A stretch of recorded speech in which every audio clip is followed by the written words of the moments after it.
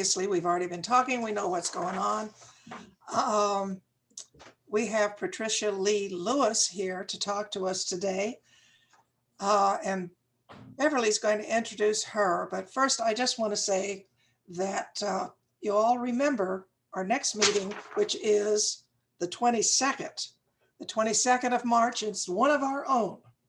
Barbara Elliman is going to be talking about a book that has just come out that she has written. So Beverly, if you would like to take over and introduce our speaker today.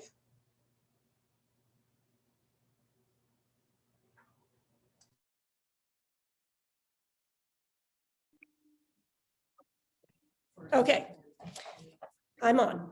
So good afternoon, everybody. Before I introduce our speaker, I want to remind you that there will be a time at the end of today's meeting for questions. So please raise your hand and Hank will unmute you. So now I'm happy to introduce our speaker for today, Patricia Lee Lewis. Patricia is a graduate of Smith College and the Vermont College of Fine Arts. She founded Patchwork Farm Retreat in Western Massachusetts over 40 years ago and has led writing retreats there since 1992.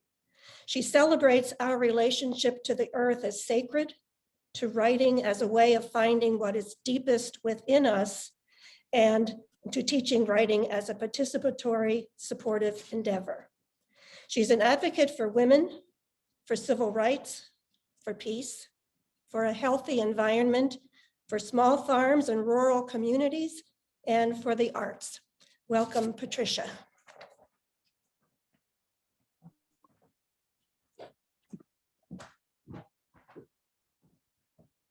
Thank you, Bev, so much.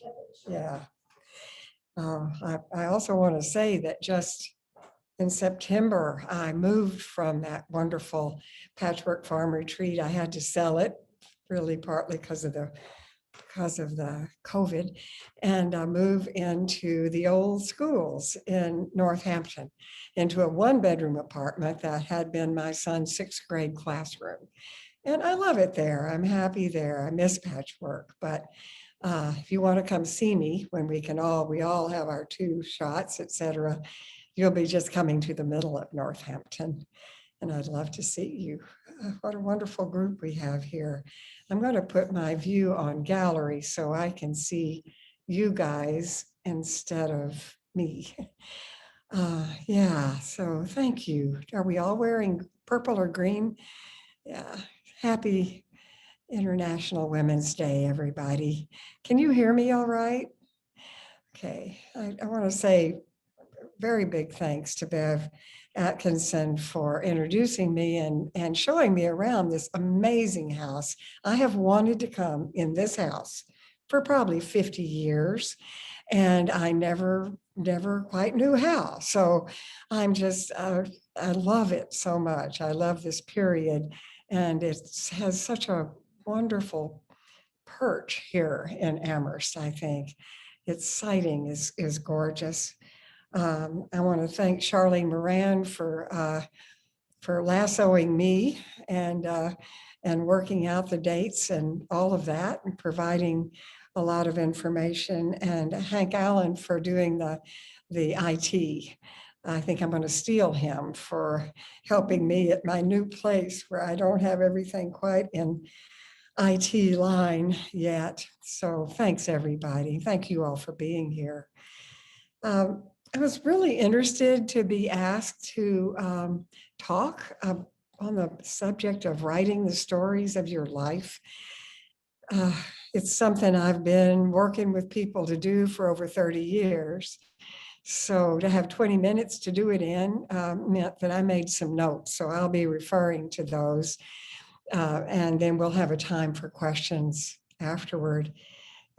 Why would you write your stories at all is a question to ask. It is a lot of work. It requires a lot of focus, a kind of passion to do it. But you must be interested in the question somewhat, or probably you wouldn't be here for this discussion today. Some answers that people often give are just want to. I've always wanted to, or I'd like to do it again, or I need to. Something in me needs to write these stories. It's if you do not write the stories, you know that you'll regret that there will be something in you left behind that is not done, that's important. The stories would never be told in your unique voice. You know that yours is the only one like it in the whole world. And if you don't tell these stories, nobody ever will be able to. Even your biographer will not tell the stories the way you would. So that's a good reason too. In a sense, if you don't tell them, you yourself may not know them. I have found over the years that we've forgotten a lot of our own stories until we start writing. The prompts that we offer in writing workshops remind us of things. I remember a ball. You could write a lot about that. What kind of ball was it? Was it a dance or was it a red bouncing ball? But just small prompts can bring stories that we have really pushed down. Some of them are very difficult. Those are the ones you want to go for. You want to write toward those kind of stories with all your heart, the hardest ones that may have been pushed down or never told. I could say a lot about why that is, but I suspect you know why it is. If you do tell your stories, you know, there's a wonderful tradition of storytelling in our culture, in Western culture. In Africa, the griot is the storyteller who keeps the history, the bard in Celtic culture, for example, Homer in Western tradition. Almost all traditions have the storyteller, and it's a way of keeping the community together so that we know who we are. Stories do that for us. Songs do it. Art does it, I think, in so many ways. Besides that, I think it's in our DNA. I think we are born storytellers. I think we tell stories to our parents, to our siblings, we hear them from our grandparents if we're lucky. We tell them all our lives. Sometimes they're lies. We tell great stories through lying. Sometimes they're, based on the truth. They're things, the way we think about our lives. Our stories can become traps too. We can tell the same story about ourselves for a long time, and that's who we think we are. So sometimes it's good to vary the story, to go into different parts of memory and tell stories that come from different ages, not just from the time we think our life changed irrevocably, whenever that was.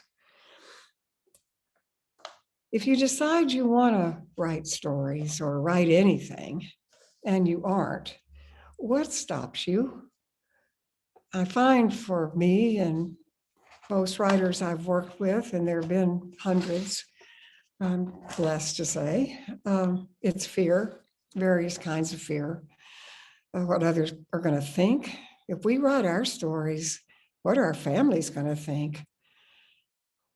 If we write stories about them, what are they going to think? What are the people that we've known before who thought we were good people going to think when they find out the truth about us? There's that sort of stuff, the hard stuff. But the only way through that, if you want to write, is to go ahead and do it. And you don't have to show it to anybody. It can be yours. You may decide later you do want to show it to somebody, to a lot of people, but you don't have to. And when you're writing it, I always say, don't think about who's going to read this. This is the story that's coming out of you right now onto this page or onto this keyboard these days. I also know that we're afraid when we look at a project like writing about our ancestors, or writing about getting pregnant at 16, or writing about our entire family history, that it's way too big. It's huge. Nobody can do that. Every writer who actually gets writing done writes something small every time. That's what details are. I remember reading a wonderful little book by Annie Lamott, some of you have read possibly, called Bird by Bird, and which she has a little story about, if you decide you want to write about a building for some reason, and there's a big brick wall, don't think you can write about the whole building or even the whole wall. Write about a little 1-inch square of one brick and go from there. And it's remarkable how that approach helps. We aren't daunted by something that seems like, oh my God, it's going to take 25 years and I'm already 80 in my case. Think little. The details. I find that it really helps remove the judge to be writing something small and specific. And the judge is the other reason we don't write. Our inner critic is so strong. Every woman in this group, and probably Hank, have a very strong inner critic. I'm just positive. And it really, that, in my case, so let me just ask you to think a moment, personify that inner critic, if you will. You can just close your eyes. Who is the judge? Who is the judge that I'm worried about? Who sits on my shoulder? In my case, the judge looks an awful lot like my daddy, 6'4", broad-shouldered Texan preacher. No question, wonderful man, great heart, incredible critic. I have to let go of that judge every time I sit down to write. I have to say, Papa, why don't you go outside and take a walk in that park? There's a beautiful trail there. Listen to the birds for a while. I've got something to do here. And if he tries to come in while I'm still working, I just send him back out again. And I recommend that to you. It's a real part of ourselves, this judge. Now, when you have written something and you've got this work generated, we call this the generative stage. We're generating new work. That's where the judge does not belong, absolutely does not belong. Later, when you've got something typed up and you've got it the way you want it, then you can be bringing that judge back in. The editor in yourself can definitely be looking at this from maybe a more perspective as how well is it doing the job that you wanted it to do? How closely will readers get what you saw as you were writing this story? That's really the key to powerful writing. And if you can, fix what isn't working so well. Use that critical faculty that's so well developed. As children, from the time we are really little, maybe when we're born, we are gazed on with critical eyes. Maybe that one eye is not quite the same color as the other eye, or, we're not as long as our siblings when we're born, or we don't walk as quickly or something. We learn criticism from birth. What we have a harder time learning is to look at what is working well. Much harder for us. which is why when the kind of groups I have led for so long, that I learned at the knee of Pat Schneider. Some of you all may have known Pat Schneider, who started Amherst Writers and Artists right here, near here. When we read somebody's piece or we listen to something they've just written, what we're listening for is what is working, what is strong. And we say that back to the writer. What a great confidence builder that is. Writers tend not to credit what we do well. We are looking for what we didn't do well.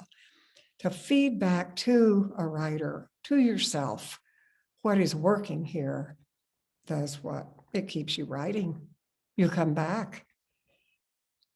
Very important kind of process. And for those who are academics, it may not be familiar.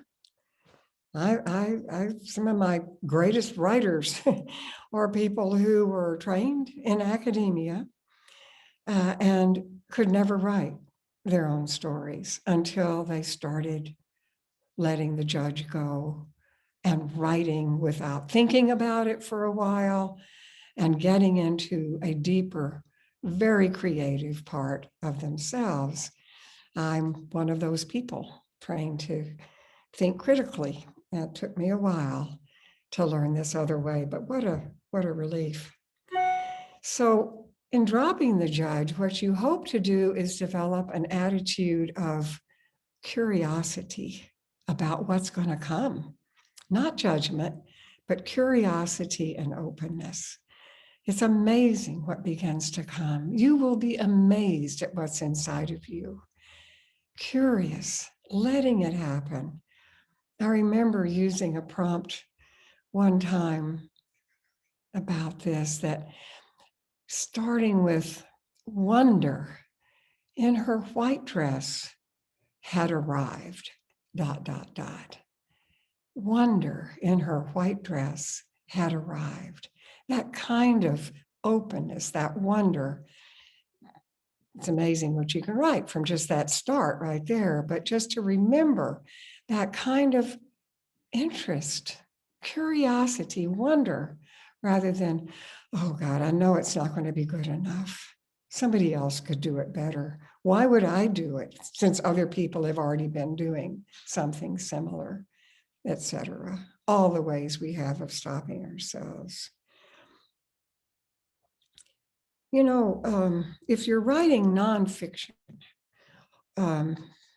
whether it's essays or biography, autobiography, memoir,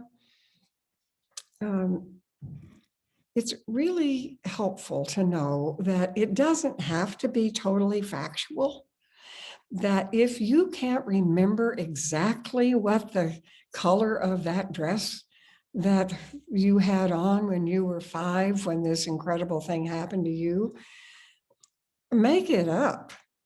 Make up something that seems right, you know? Well, probably it was yellow with little pink polka dots. Write that. Don't be stopped when you can't remember facts.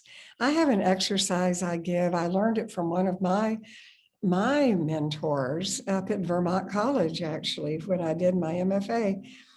So I'm going to give it to you because it's really easy and maybe it will help you if you're writing along. So what you do is you just close your eyes and remember something simple, some simple happening at a time before this time. It could be yesterday. It could be when you were 3. It could be anytime. So it's anything. Okay, so like right now, the one that came to me just now for me was the first time I was allowed to ride my bicycle to the grocery store. Now, it sounds like a very simple thing. And then you make 2 lists. And the one list below that simple sentence, whatever it is what I remember. About 10 things I remember. I remember that my bicycle was blue. I remember that it was summer, etc. Those kinds of things. And the other list, you're guessing right, is what I don't remember. I don't remember if my mother sent me or my dad. I don't remember if I was barefoot or I was wearing little shoes.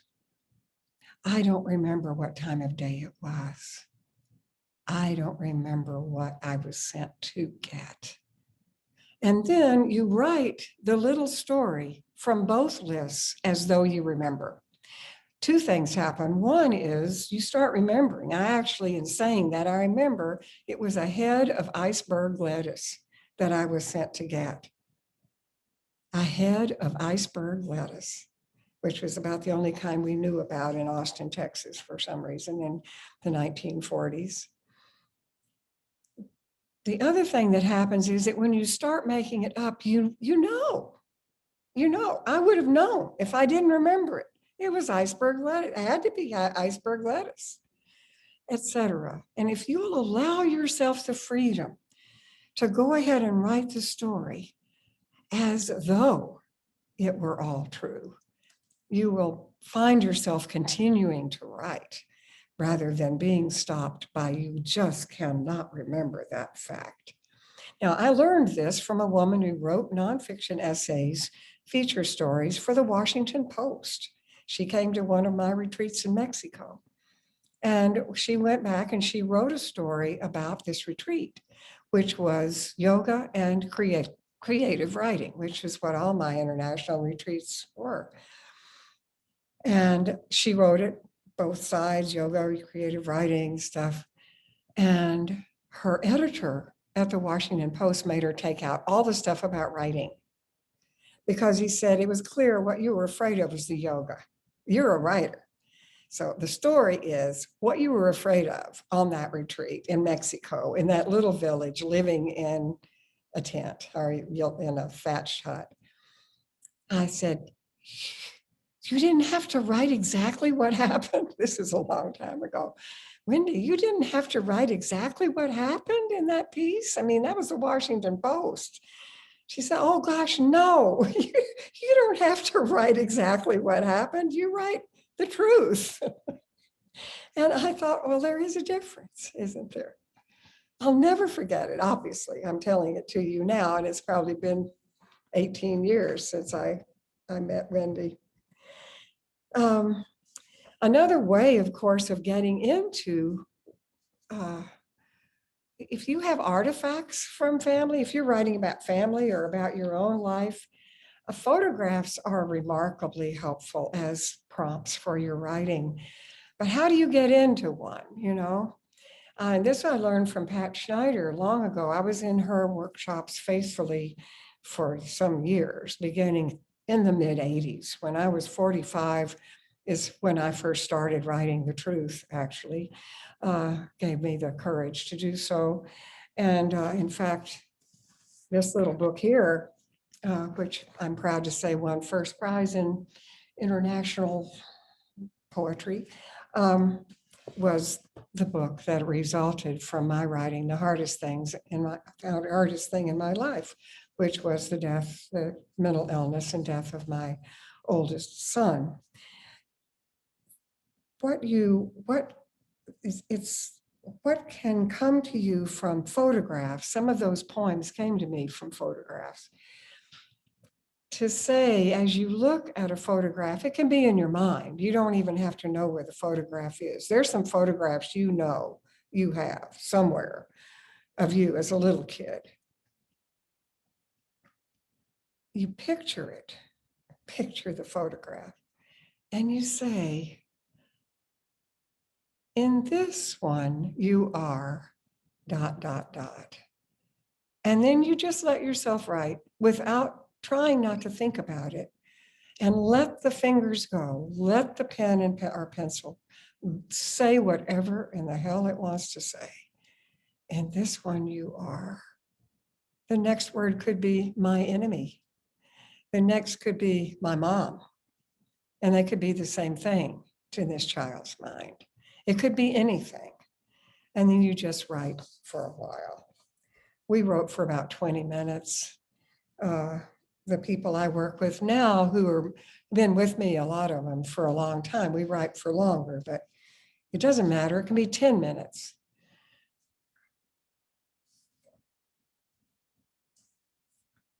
the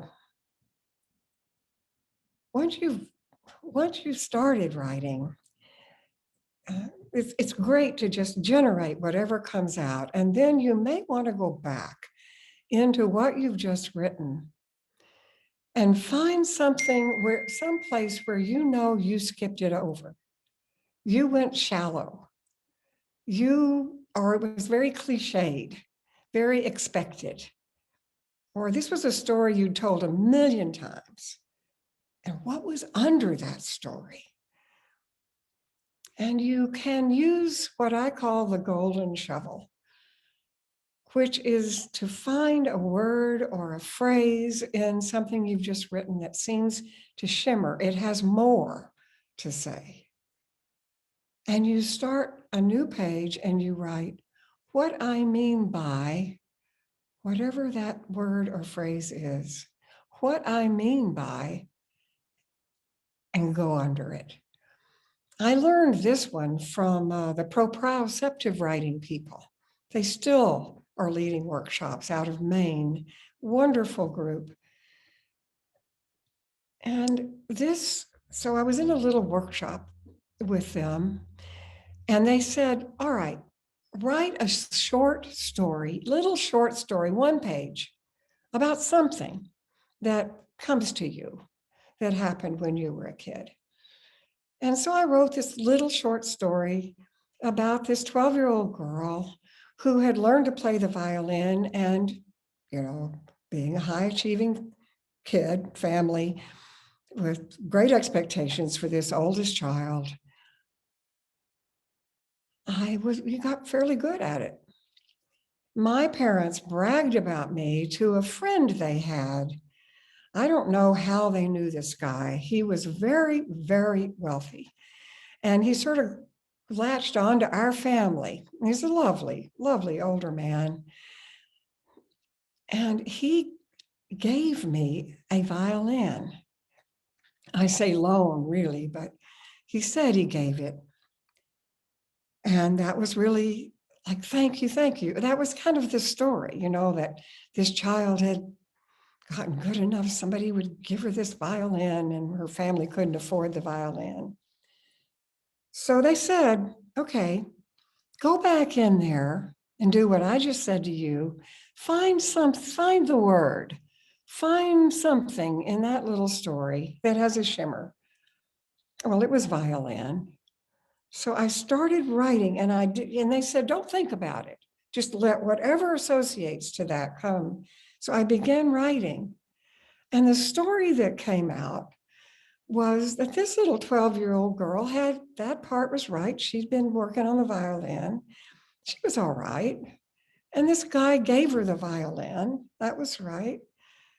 It was a Stradivarius. This child knew what a Stradivarius was, and she could never play again. Now, I had buried that story so deep. It was such a horrible thing for me to not ever play again. It was such a doubt, such a lack of confidence in my own self. I never said why. It all came back. Now that's a real story. That was the deep story. And I would never have even remembered it without what I mean by violin and allowing myself to go deep. So now I recommend that for people as they're writing along and they know they've gotten to a superficial place because they're afraid to go, or there's some reason they're just writing trivia here. Use that, what I mean by, and keep writing. What I mean by, keep writing. And you can go back in and take out what I mean by. It's just scaffolding, but it can help you go deeper. It can help you use this precious time to tell what really wants to be told. And it wants to be told. That is, I can guarantee that, whether you think so or not. So then when you're ready and you want to show this to somebody, don't show it to your family. Don't show it to anybody who's in the story, please. Show it to somebody like Nikki. She's a wordsmith. Yeah, it'll be worth it, believe me. But not a family member, not somebody who's likely to be critical of it for reasons, selfish reasons, if you know what I mean. You do want somebody who will critique it. They'll tell you where they're thrown out of the piece. They'll tell you where they're confused in the story. But they're not going to bring judgment to bear because they think it impugns them in some way, or they're jealous of you, which has happened to people.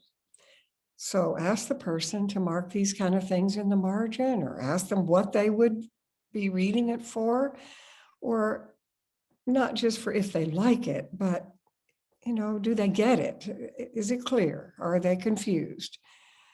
Where do their eyes glaze over? Where are they bored? Those are the three things I really always want to know. And then as you begin this writing, I hope you will, if that's something you've been wanting to do, I encourage you to make small promises to yourself, like write a book is a high bar, for example, but write 2 pages a day for a week.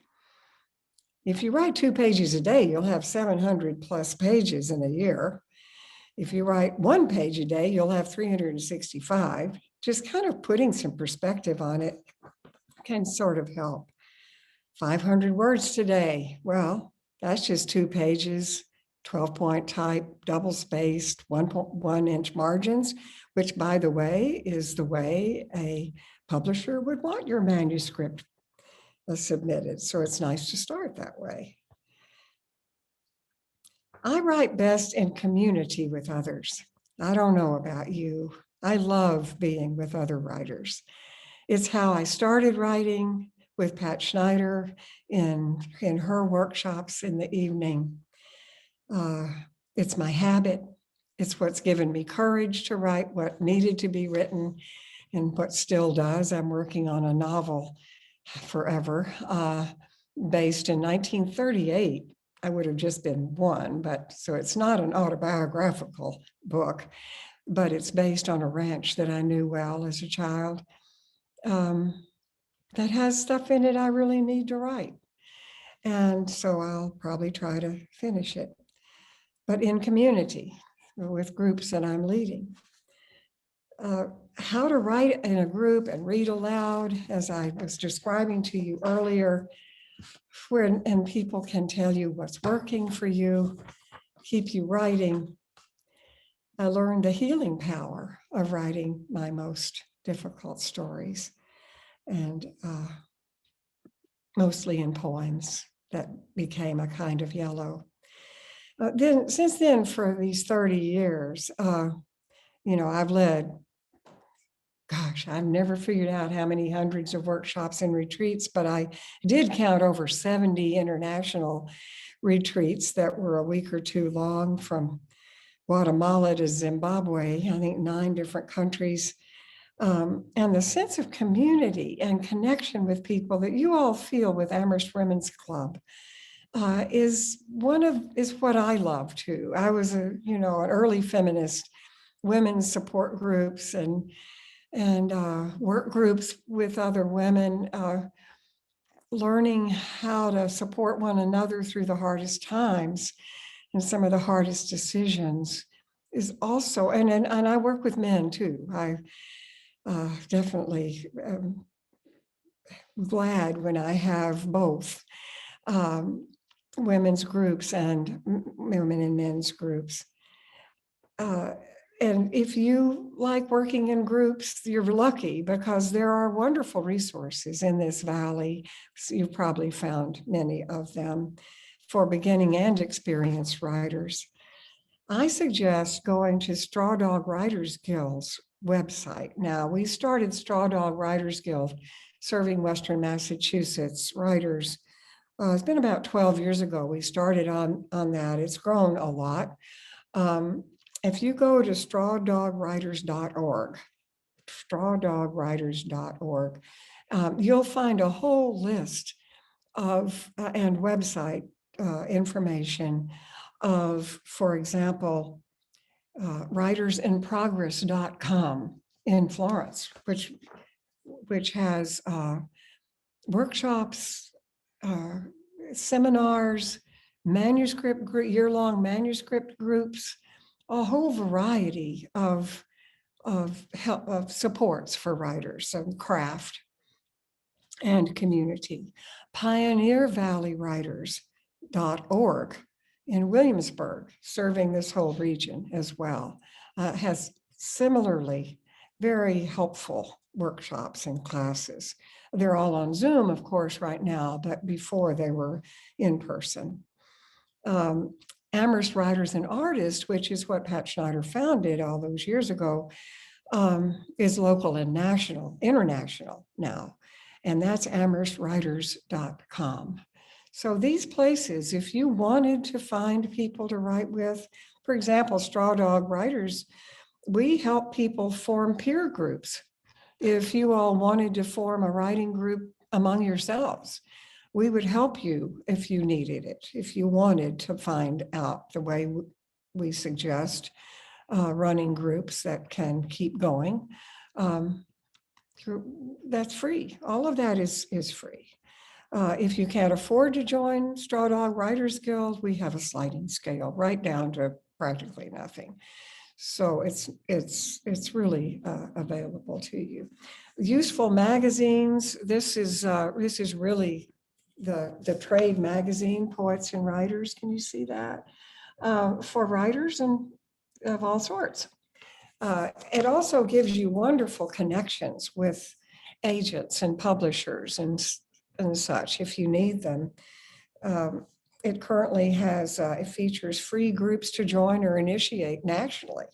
So Writers Magazine is one that's published here in Massachusetts, I think in Waltham, which is really very good. And it will take articles from you about writing.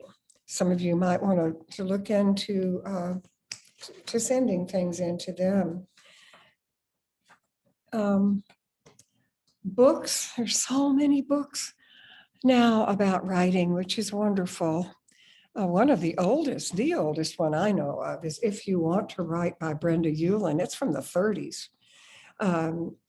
Peter Elbow from UMass, very famous writing teacher, and Pat Schneider took a lot of pointers from Brenda Ullin in their methods that they developed working with writers. If You Want to Write, it's a wonderful book, very encouraging. She believed in encouraging and not leaving blood on the floor in a critique session. Pat's writing Alone and with Others, which is Oxford Press, is a real Bible for the kind of writing that we do. But I think writing for anybody who's interested in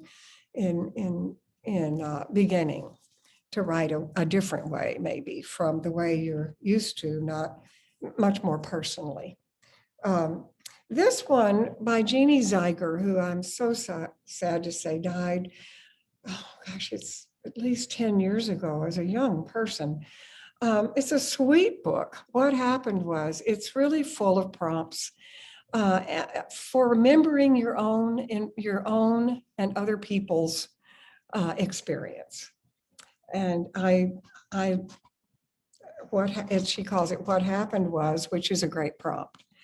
So these are just a few, Jones Library, my Lord, they would inundate you with wonderful books and on this subject, much better than I can. Those are just some that I pulled off of the shelves as I was leaving. But I guess in closing, and you're more than, don't let me just forget UMass, my Lord, wonderful creative writing in all 5 colleges. UMass has a lot for older people as well. As you know, in most of the colleges, I think it's $50 now to audit a class. A friend of mine did her whole do-it-yourself MFA at Smith at $35 at a pop if she could get in the seminars and readings. I was telling Catherine Lombardi earlier about a reading that Betsy Loughran, some of you may have known Betsy Loughran. She moved up to Vermont.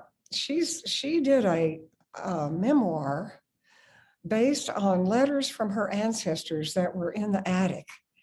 And it's called Letters from the Attic. And she's doing a reading up at Tamworth Library on the 31st of March. I think it would be really fun she'll talk about her process. Anybody who's interested in that kind of memoir. So I would just say that if you feel you'll regret not doing something that you may have come here interested to think about doing, not having written one story or another from your life or someone else's, I would say begin right away. Regret is a great thing to lose. Creating life on the page is a great thing, a great way to live, in my opinion. So thank you. That's my prepared remarks, if you could call them totally prepared. I hope they made some sense. I'd love to take any questions if you have any, or comments too, please. Does anyone have any questions there? Just unmute yourself, and if you can, or Hank will. Should be able to unmute. Everyone should be able to unmute themselves and just raise your hand. Or raise your hand. Looks like Honore has a question. Go ahead, Honore. I really enjoyed listening to you today. When I first came to UMass, I coordinated the UMass Writers Workshop with Pat Schneider back in the early 80s. And I thought she was one of the most wonderful, inspiring people over the years. And it's so nice to hear you talk about her now.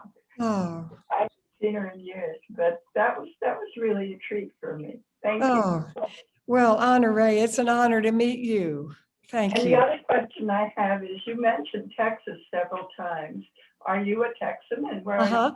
Yeah, born and raised. Yep, Austin. Born and raised in Austin. And when my daddy's folks were from West Texas, that's where the ranch is. I got my master's at the university in Austin. You did? Yeah, in American art history.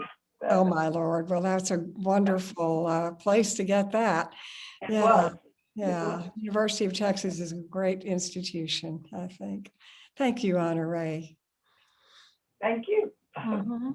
So, Hank, could I ask you, when they speak, could I see the speaker's view? Because when I go to speaker's view, it still just shows me. Okay. Because I'd like to see them up close if possible. Thank you. Somebody else had their hand up, and I don't remember. I had my hand up. Since we're doing just comments, I never met Pat Schneider, but my good friend Barbara Pearson was a friend and I think participated in workshops. And Barbara's also a great walker. So she took me on a walk the other day to Wildwood Cemetery, and Pat Stone is there now, and her husband Stone is there, and easily accessible on the left when you're on that path.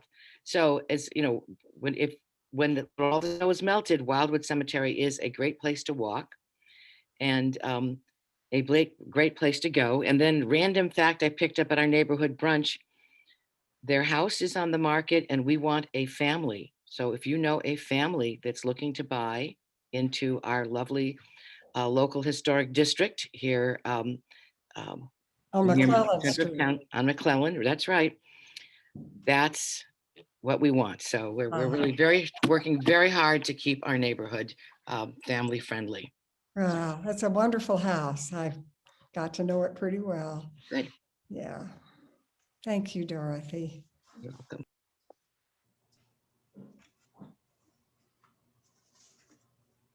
Nobody else?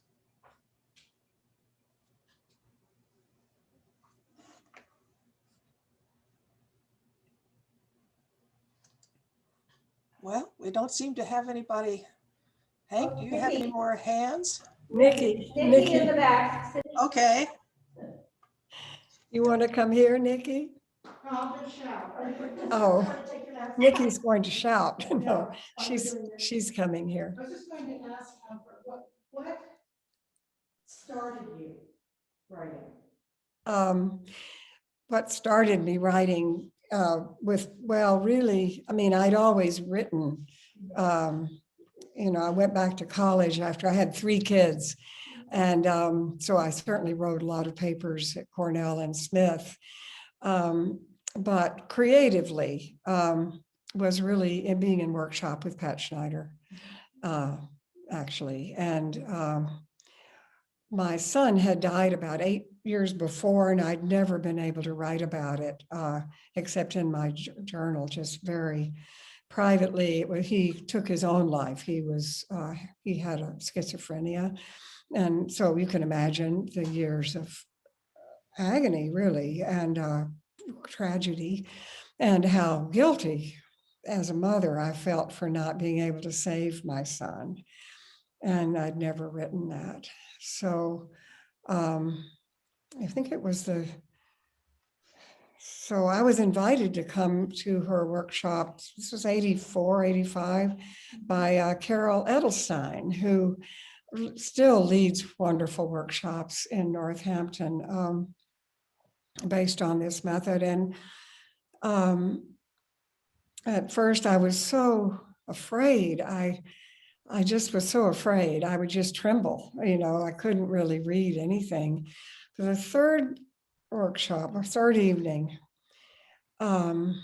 she passed around a tray, and Honor Ray will recognize this. She passed around a tray of objects, which she often did. And one of them was a spent shotgun shell. And it took me to a place near Provincetown in the dunes, which you could walk on back then. He died in 76, so we just had his 45th anniversary. 26th of February, 27th of February, and while I had been there after, before he died, but when I knew he was in trouble and he was in an institution, and I had this dream, and that's what I wrote. And it was a dream that involved going onto these dunes and loving the way the dune grass made these sort of beautiful shapes in the sand, these circles, and like Japanese calligraphy kind of, and walking along and seeing under one of these beautiful, beautiful clumps of grass a spent shotgun shell. And it was during the trip that I was making that brought this, that there was a story that came from that. And that's what I wrote. I can't go into it very well because it always affects me. But I wrote this story about a mother whose child had died this way. My son didn't die that way, but it was the truth somehow of the relationship between the mother and the son, and the grief. And when I finished, I cried the whole time I was writing it. I had gone into her living room to be by myself. And then when we were called back into the circle, her pattern was always to say, who'd like to read next? And I just didn't think I could read this. And I hardly knew the people in the group except for Carol Edelstein. And so everybody read. And she would never put you on the spot, So I was the only one left. And she said, would anyone else like to read? And so I I said, well, I will try. And I started reading, and I really, really could hardly get through it at all. And I thought, they're going to know that I'm the guilty mother. They're really gonna, how can I let anybody know that my child, my 20-year-old son, committed suicide? It was that kind of. So I finished with those feelings. I just finished, and I just sat there with my head down. And Pat didn't say they're there or I'm so sorry or anything, because we treated everything as fiction, which is one of the great aspects of her method. You treat it all as fiction, so it gives you some protection.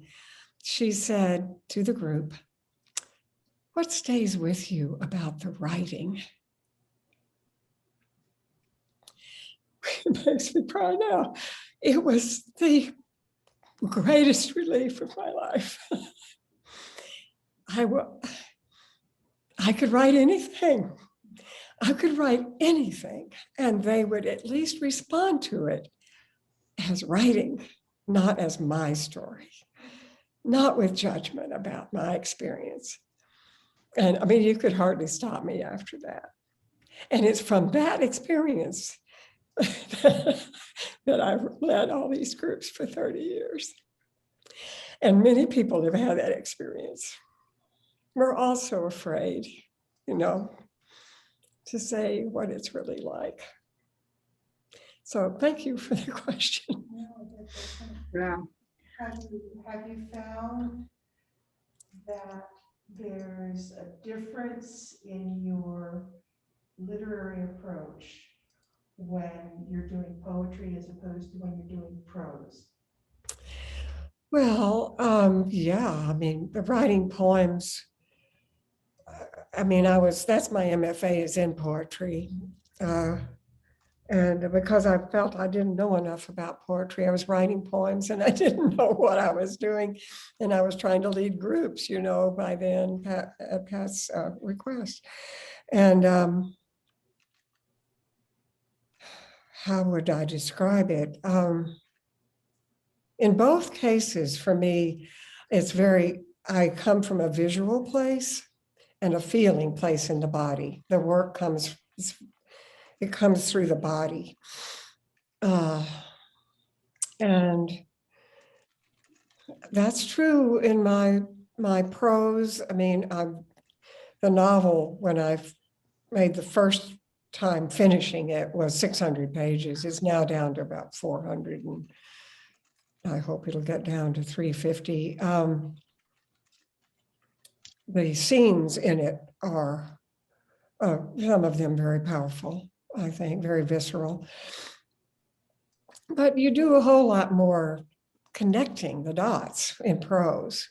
With poetry, it's more juxtapositions, I find. I love working with writers and doing odd juxtapositions, odd things that don't quite make sense. But when you really read them, they do. It's because our minds are connecting organs. You put together this file folder and this, and you've got a story. Our minds are going to make a connection between this file folder and this nearly empty plastic. So you depend on that a lot in poetry, I think. You should depend on it in prose as well. It keeps you from writing too much. But poetry also, there's not one word that isn't doing work. And in prose, for most of us, there is connecting stuff. You try to go back through and edit so that it's not loose. I'm sure you, as an editor, I'm looking at Nikki while I'm talking, know that very intimately. But yeah, is that helpful at all? Oh, yeah. Yeah. Any other questions you guys have? I know I went on much longer than I was supposed to. No, it's Almost 2:40. fine. It's good stuff. Really good to see you. I'm so happy to meet you.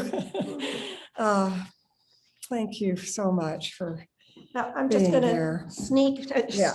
don't go too far. I'm going to present you with our Oh. Amherst Women's Club mug. Oh, thank you. So you Oh, can that's have coffee lovely. and or tea and think of us. You bet I will. I'll do three. I have 3 workshops tomorrow. I'll Oh, use all my right. coffee cup every time.